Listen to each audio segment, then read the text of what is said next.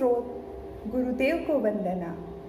उन वीतराग परम आत्मा को नमन जिनका पवित्र चरित्र प्रत्येक आत्मा के कल्याण का पथ बनता है। मैं संगीता बेल, गुवाहाटी, असम से कलम की खनक साहित्य सृजन के इस पटल पर आप सभी श्रोतागण का हार्दिक स्वागत करती हूँ, अभिनंदन करती हूँ। संस्थान की संस्थापिका एवं संयोजिका श्रीमती कनकलता जी जैन द्वारा एक नई पहल की गई है।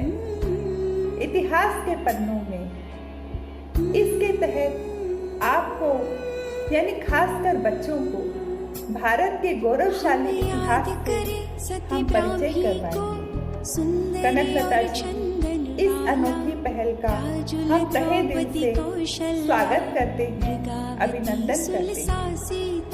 आज मैं आपको जैन धर्म की 16 सदियों में तीसरी सती दमयंती उसकी कहानी सुनाने जा रही हूँ। तो अब कहानी शुरू करते हैं। दमयंती कौन थी? दमयंती विदर्भ देश की कुंडिनपुर नगर के राजा भीम की पुत्री थी। वह अत्यंत रूपवती और गुणवती थी। स्वयंवर में उसने अनेक सुर नरों को छोड़कर अयोध्यापति राजा नल के गले में वरमाला डाली। राजा नल का एक छोटा भाई था कुबेर। नल पहले तो उसके साथ मनोरंजन के लिए ही जुआ खेलने लगा, पर उसके बाद उसे जुए की लत लग गई।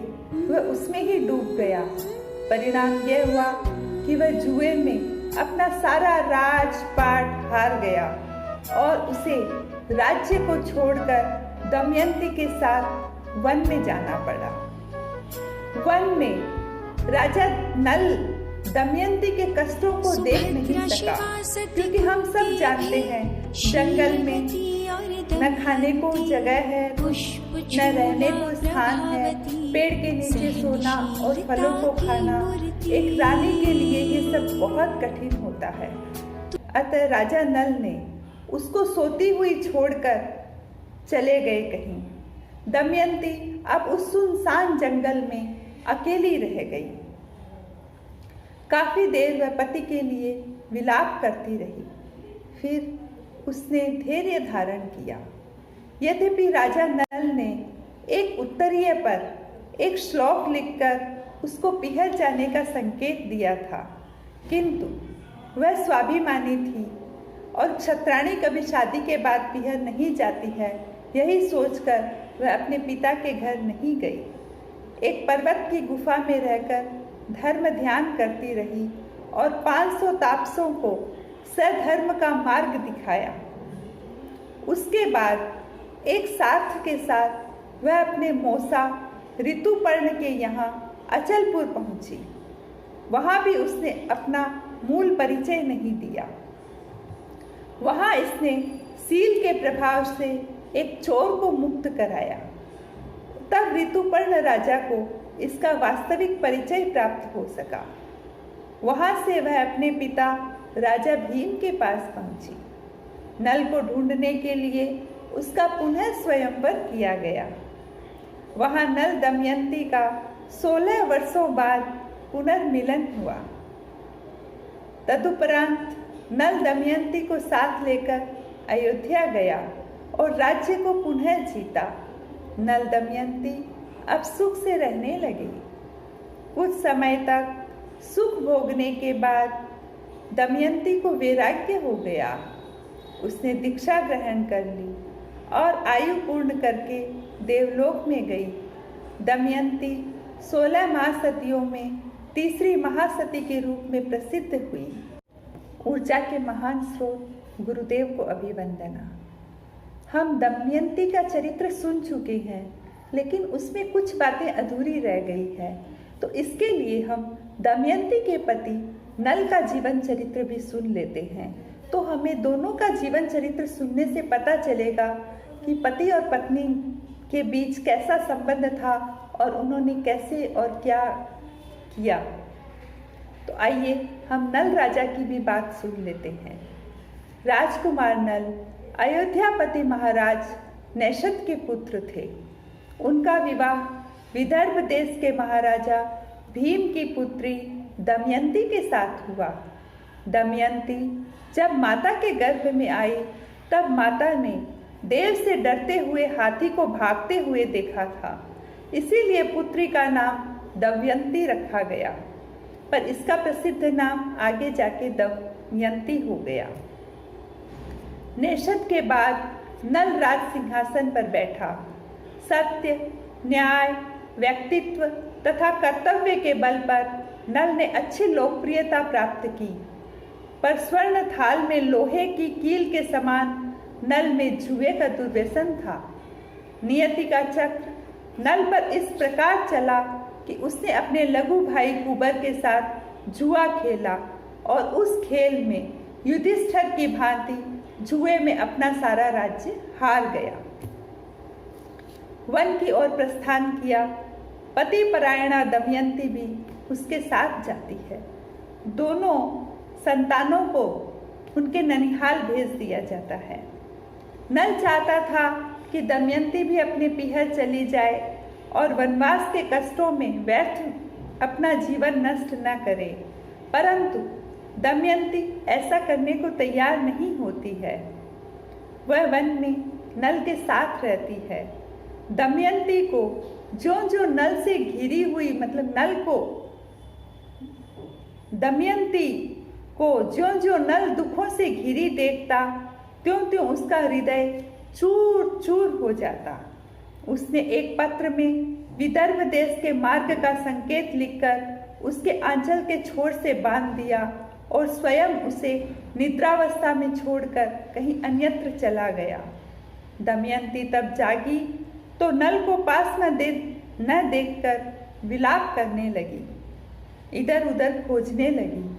तो एक दानव उसे उसके पति के प्रति अनन्य निष्ठा देखकर परम प्रसन्न हुआ और बोला, 12 वर्ष बाद तुझे तेरा पति सकुशल मिल जाएगा।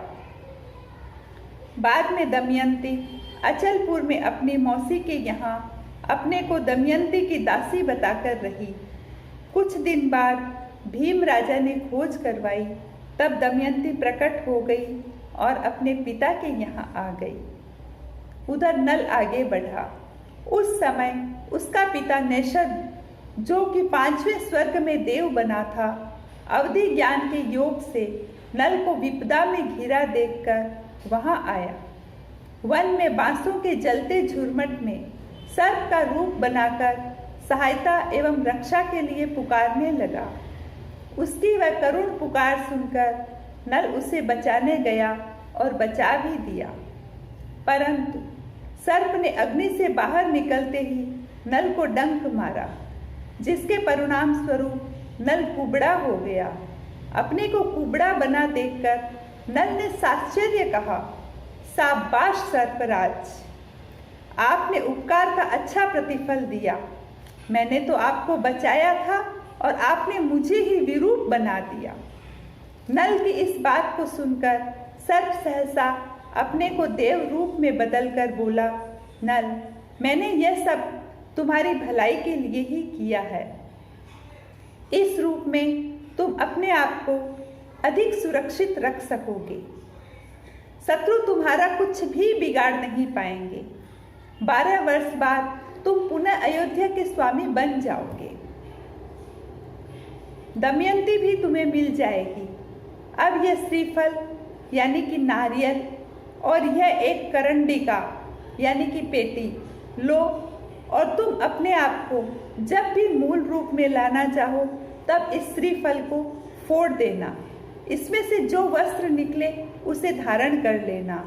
इस करंडिका से एक हार निकलेगा, उसे पहनते ही तुम अपने मूल रूप में आ जाओगे। नल ने अपने पिता देव की दोनों वस्तुओं को अपना आभार माना और देव यह सब देखकर अंतर्ध्यान हो गया। नल अब वहां से आगे चला, सुनसुमार नगर में पहुंचा। वहां गजदमनी विद्या के योग से एक मदोन्मत्त हाथी को वश में किया। इसलिए वहाँ के महाराजा दधिपर्ण ने नल को बहुत सम्मान दिया और अपने पास प्रतिष्ठित पद पर रख लिया।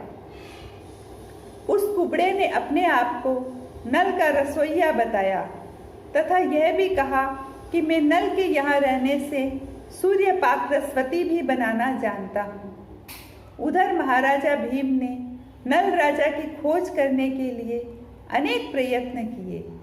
खोज करने पर पता लगा कि महाराज दधिपर्ण के पास नल का एक रसोइया रह रहा है, वह कुबड़ा है और उसने अपने आप को सूर्य पाक रसवती का जानकार बताया है। दमयंती ने सोचा हो न हो नल वही है, पर वह कुबड़ा कैसे हुए। बात का भेद पाने के लिए कुछ व्यक्तियों को एक संकेत देकर उधर भेजा।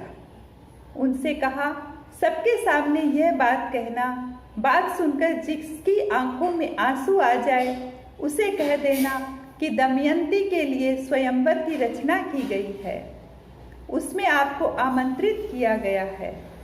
उन सेवकों ने महाराज दधिपर्ण के सामने जाकर उस कुबड़े को सुनाकर कहा, रे नल, तेरे जैसा निर्दय, क्रूर, पत्थर दिल, सत्वहीन और दुरात्मा कौन होगा, जो कि अपनी विश्वस्त और पूर्णतः समर्पित नींद में सोई हुई पत्नी को एकाकिनी छोड़कर चला गया। कुबड़े ने जो ही ये शब्द सुने तो आंखों में आंसू आना स्वाभाविक ही था। उसने अपने आंसू पोंछते हुए कहा, यह बात जिसने तुम्हें कही है उससे कह देना कि वह प्राण प्रिय पति के अपराधों को याद करके दिल में रोष न लाए। नल इतना क्रूर हृदय तो नहीं है, पर होनहार के चक्र से यह सब घटित हो गया है। ऐसा लगता है क्योंकि मैं उनका रसोइया रहा हूँ। खैर, जो हो गया सो हो गया, उसकी चिंता छोड़ो, अब मिलन निकट ही लगता है। स्वयंवर का निमंत्रण सुनकर दधिपर्ण ने कहा, उसका विवाह तो हो चुका है, फिर दोबारा स्वयंवर क्यों? इसका क्या अर्थ है? तब सेवकों ने कहा, महाराज, नीतिकार कहते हैं गुम हो जाने पर, मर जाने पर, दीक्षित हो जाने पर, पति क्लीव हो अथवा दुराचारी हो तो कन्या को दूसरी बार विवाह कर लेने में कोई आपत्ति नहीं है। यही सोचकर महाराज ने स्वयंवर मंडप की रचना की है। बेटी कोई घर में थोड़ी रह सकती है जिंदगी भर। स्वयंवर का नाम सुनकर कुबड़े का खून खौल उठा। भला अपनी पत्नी का दूसरा विवाह कौन सहन कर सकता है। दधिपर्ण के साथ नल वहां पहुंचा, अपना मूल रूप बनाकर मंडप में आ गया। दमयंती इसमें सफल रही। व्यक्ति के दिन बदलते हैं तो चारों ओर से बदला करते हैं।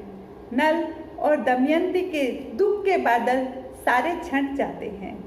कुबर को परास्त कर उसने अयोध्या पर पुनः अपना अधिकार कर लिया।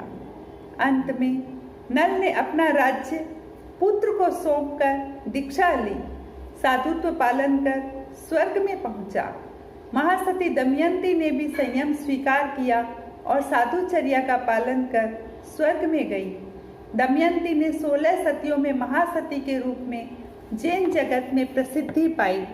ओम अरहम।